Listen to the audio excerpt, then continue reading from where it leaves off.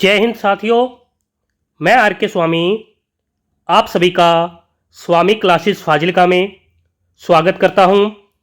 साथियों, आज की जो क्लास है मिश्रित प्रश्नमाला सीरीज की 15वीं क्लास रहेगी और आज की इस क्लास में हम हिंदी साहित्य और व्याकरण से संबंधित बहुत ही महत्वपूर्ण प्रश्नों का अध्ययन करेंगे जो कि अक्सर परीक्षा में पूछे ही जाते हैं।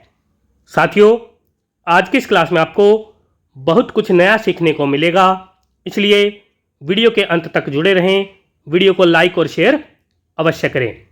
अगर आप हमारे YouTube चैनल पर नए हो तो चैनल को सब्सक्राइब करें, बेल आइकन को अवश्य दबाएं ताकि आप तक नई क्लास का नोटिफिकेशन पहुंच सके। वीडियो से संबंधित PDF प्राप्त करने के लिए आप हमारे टेलीग्राम चैनल को ज्वाइन करें, जहां पर आपको सभी वीडियो से संबंधित PDF प्राप्त हो जाएगी।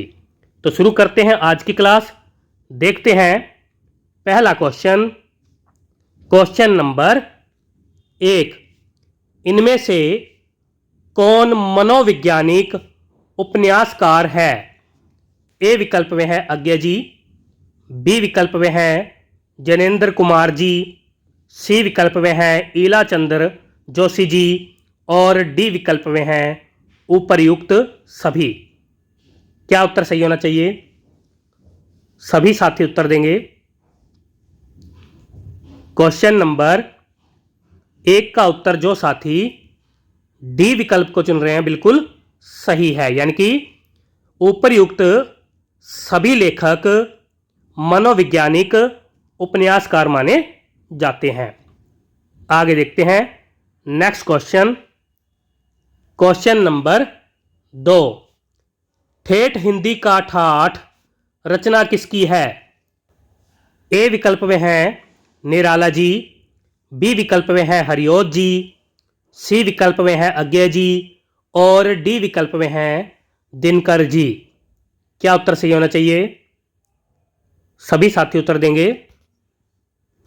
क्वेश्चन नंबर 2 का उत्तर जो साथी बी विकल्प को चुन रहे हैं बिल्कुल सही है, यानी कि यह रचना हरिओत जी की मानी जाती है।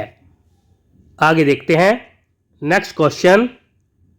क्वेश्चन नंबर 3, चंद हसीनों के खतूत रचना किसकी है?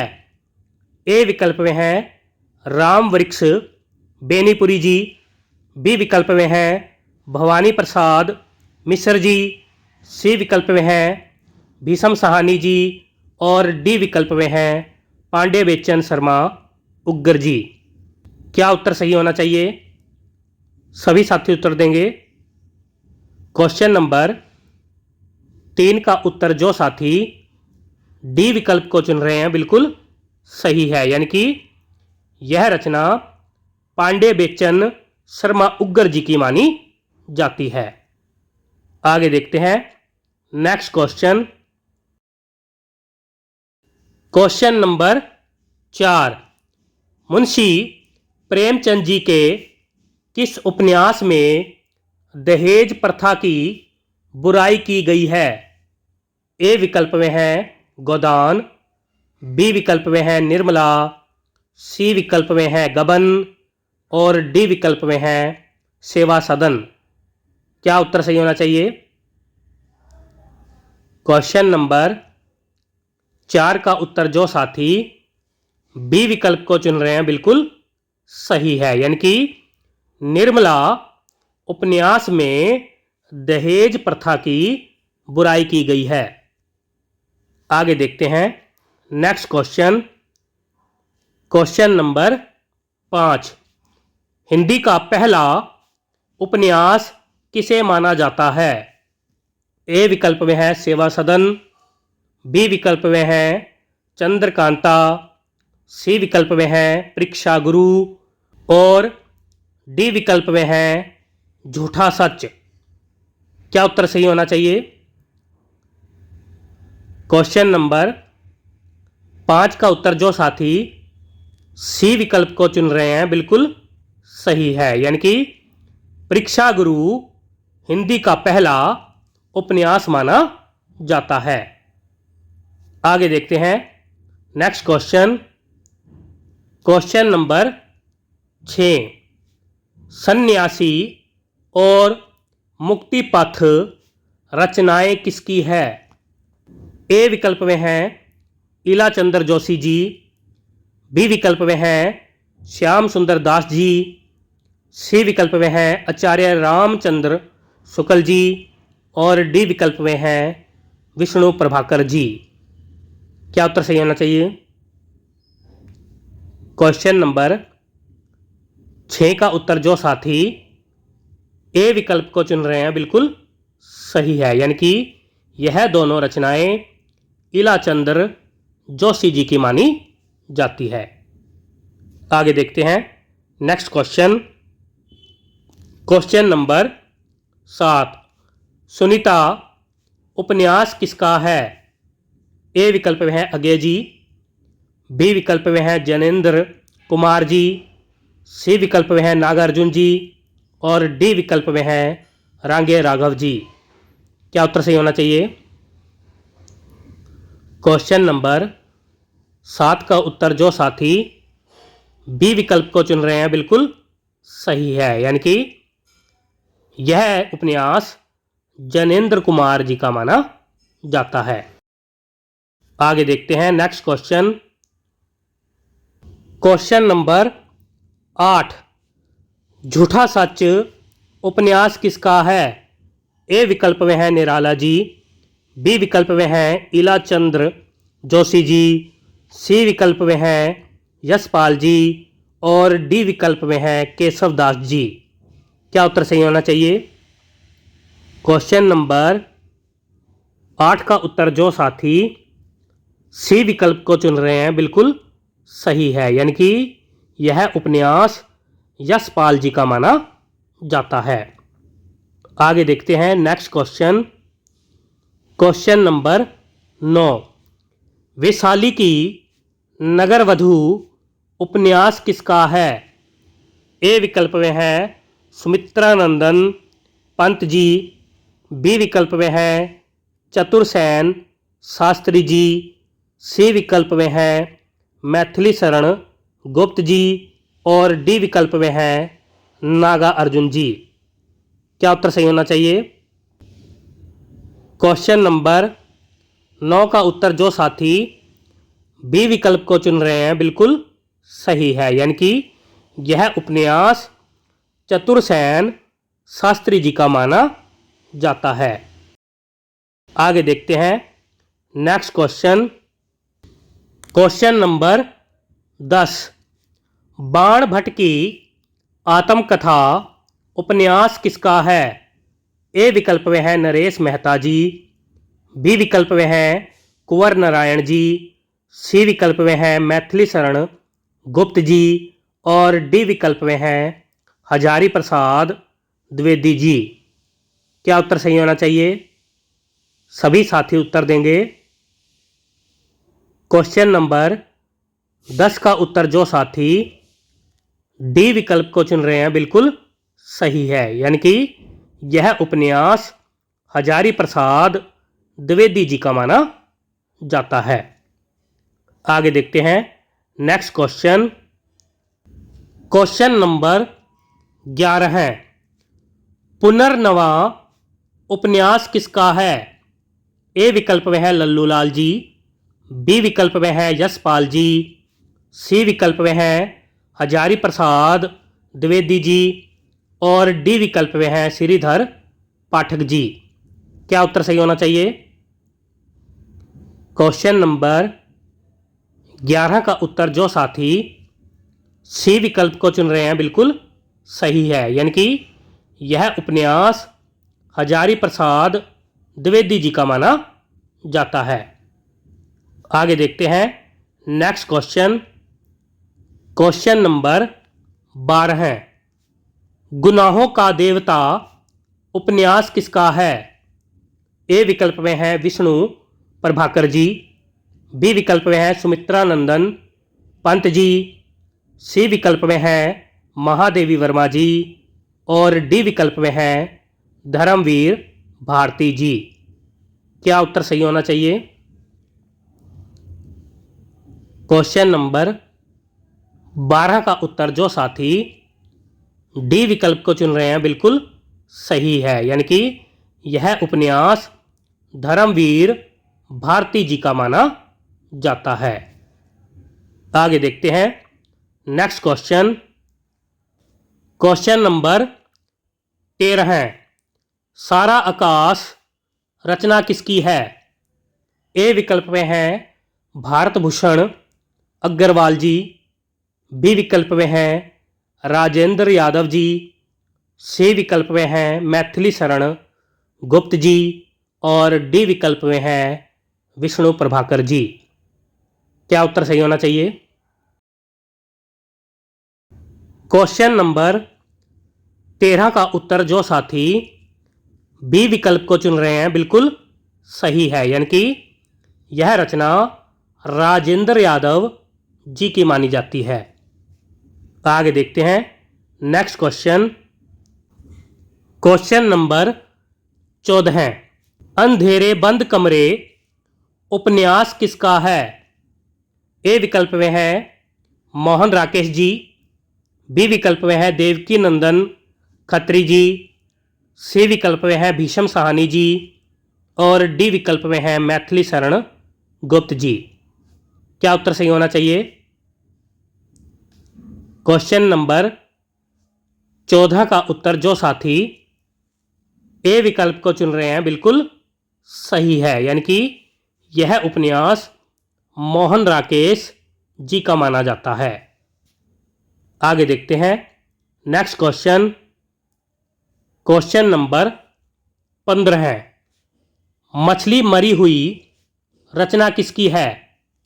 ए विकल्प में है रांगे राघव जी, बी विकल्प में है राजकमल चौधरी जी, सी विकल्प में है मैथिली शरण गुप्त जी और डी विकल्प में है सियाराम शरण गुप्त जी। क्या उत्तर सही होना चाहिए? क्वेश्चन नंबर 15 का उत्तर जो साथी बी विकल्प को चुन रहे हैं बिल्कुल सही है, यानी कि यह रचना राजकमल चौधरी जी की मानी जाती है।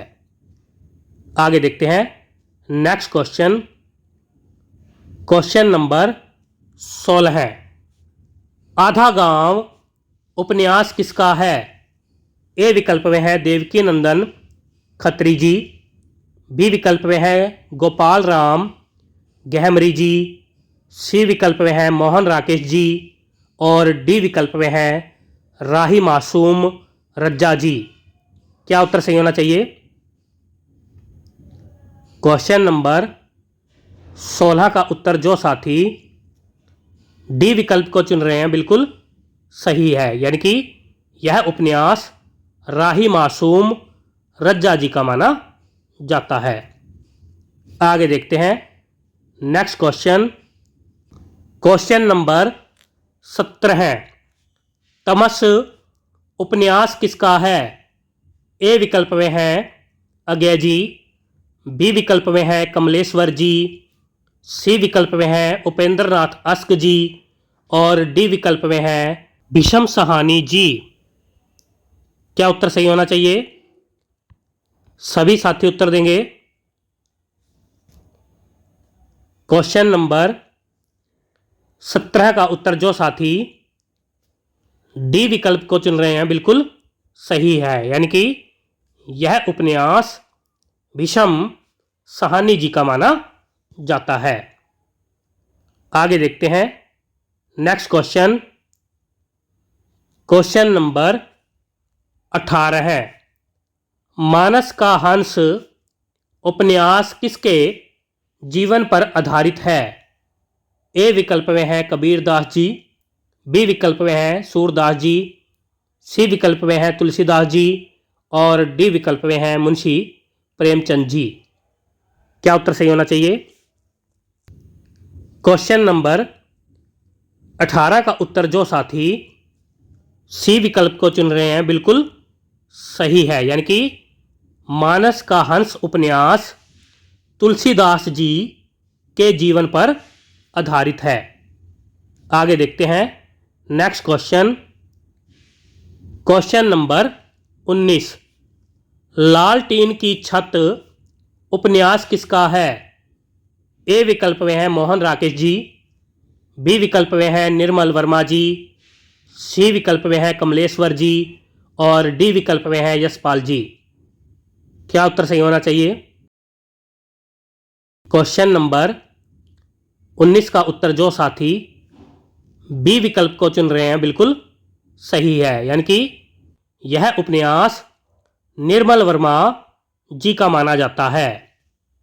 आगे देखते हैं next question. Question number 20। Chandayan रचना किसकी है? ए विकल्प में है भारतेंदु हरिश्चंद्र जी, बी विकल्प में है जायसी जी, सी विकल्प में है मुल्ला दाऊद जी और डी विकल्प में है जैनेन्द्र कुमार जी। क्या उत्तर सही होना चाहिए? सभी साथी उत्तर देंगे। क्वेश्चन नंबर 20 का उत्तर जो साथी सी विकल्प को चुन रहे हैं बिल्कुल सही है, यानी कि यह रचना मुल्ला दाऊद जी की मानी जाती है। आगे देखते हैं नेक्स्ट क्वेश्चन। Question number 21। संविधान के किस अनुच्छेद में हिंदी को राजभाषा तथा इसकी लिपि देवनागरी को स्वीकार किया गया है?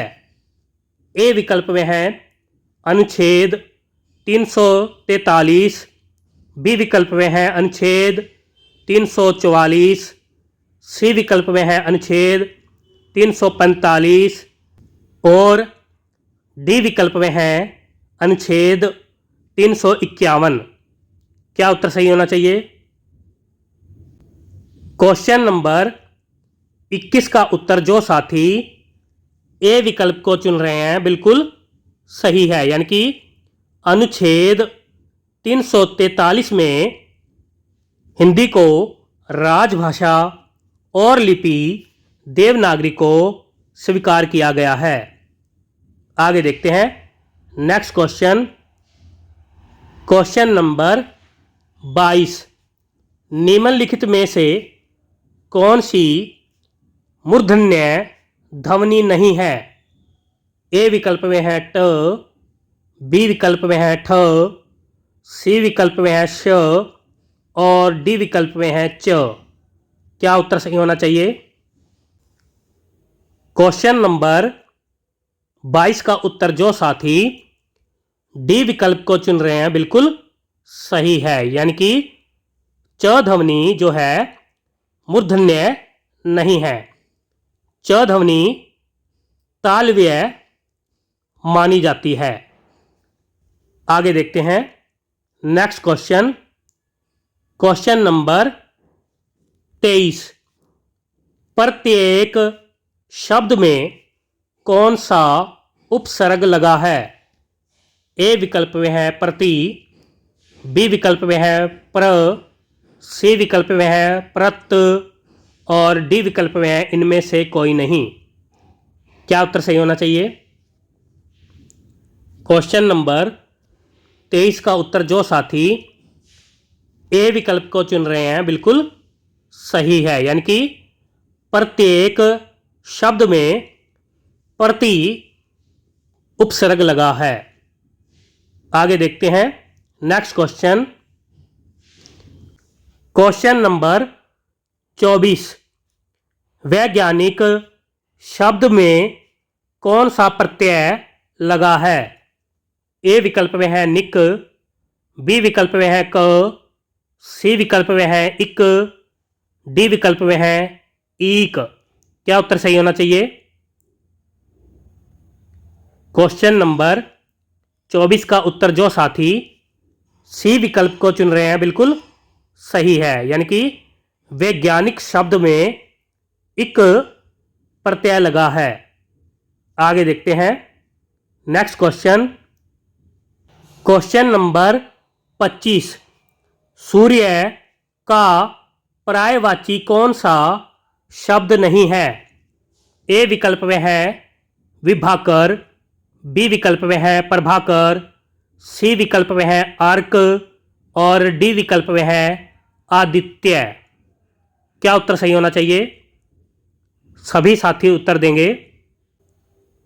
क्वेश्चन नंबर 25 का उत्तर जो साथी ए विकल्प को चुन रहे हैं बिल्कुल सही है, यानी कि विभाकर सूर्य का पर्यायवाची नहीं है।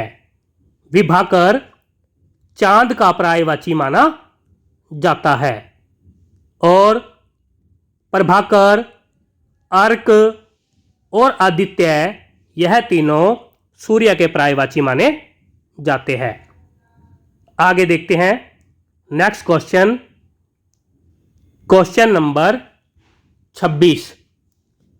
कालिंदी, हंससुता, सूर्यपुत्री, भानुजा और सूर्यजा किसके पर्यायवाची शब्द हैं?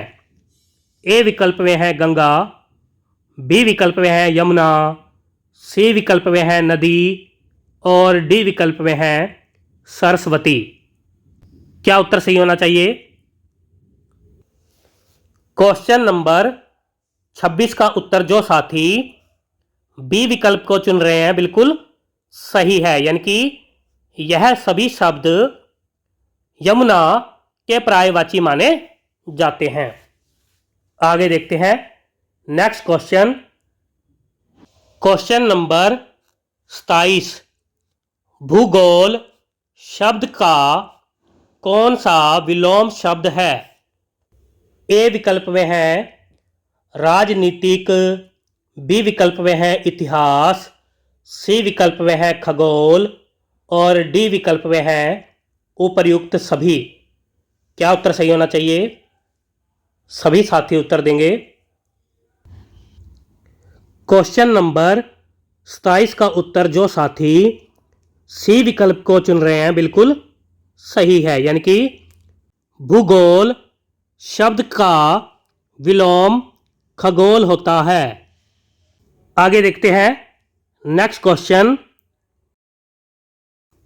Question number 28। जागृत शब्द का कौन सा विलोम शब्द है? ए विकल्प में है जागरण, बी विकल्प में है सुषुप्त, सी विकल्प में है जागना और डी विकल्प में है इनमें से कोई नहीं। क्या उत्तर सही होना चाहिए? सभी साथी उत्तर देंगे। क्वेश्चन नंबर 28 का उत्तर जो साथी बी विकल्प को चुन रहे हैं बिल्कुल सही है, यानी कि जागृत शब्द का विलोम सुषुप्त होता है। आगे देखते हैं नेक्स्ट क्वेश्चन, क्वेश्चन नंबर 29। वह भाई जो अन्य माता से उत्पन्न हुआ हो वाक्य के लिए उचित एक शब्द क्या होगा? ए विकल्प में है अनूढ़ा, बी विकल्प में है अन्योदर, सी विकल्प में है औरस और डी विकल्प में है इनमें से कोई नहीं। क्या उत्तर सही होना चाहिए? क्वेश्चन नंबर 29 का उत्तर जो साथी बी विकल्प को चुन रहे हैं बिल्कुल सही है, यानी कि वह भाई जो अन्य माता से उत्पन्न हुआ हो उसे अन्योदर कहते हैं। आगे देखते हैं नेक्स्ट क्वेश्चन, क्वेश्चन नंबर 30। जबान पर लगाम न होना मुहावरे का सही अर्थ क्या है? ए विकल्प में है हर वक्त खाते ही रहना, बी विकल्प में है सदैव कठोर वचन कहना, सी विकल्प में है अनावश्यक रूप से स्पष्टवादी होना और डी विकल्प में है उपर्युक्त सभी। क्या उत्तर सही होना चाहिए?